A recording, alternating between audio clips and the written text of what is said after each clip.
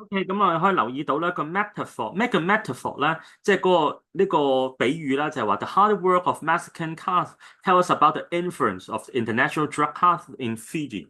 喺斐濟嗰度咧，咁其實根據第六段呢一度啦，咁其實你大家要答到咧，就係呢個當然啦，即係都冇得抄啦，都係要自己諗啦。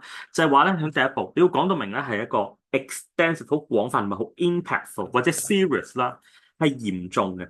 因為咧，其實大家唔知有冇，即係如果大家有機會咧睇翻咧斐濟咧呢個毒品嗰個禍害就好嚴重啦。頭先都講到咧打擊到都好啦，咁咧入邊啲人已經開始食㗎啦，係咪？墨西哥嘅毒販又用佢啊，咁根本咧你如果你冇咗又唔得，你有又唔得喎，係咪成個社會都會好混亂喎？所以其實你呢度咧就可以個比喻就係一個 extensive 好廣泛，一個差唔多每個階層都有咧。頭先都講啦，如果頭先有睇嘅小朋友都有食嘅。咁你點搞咧？係咪同埋好 serious、好嚴重嘅呢個可以留意翻，好冇？唔該晒啊！呢條題目就要自己諗嘅啫，好嚴重，hand 一個 hand hard hand hardy 啊呢個嚇。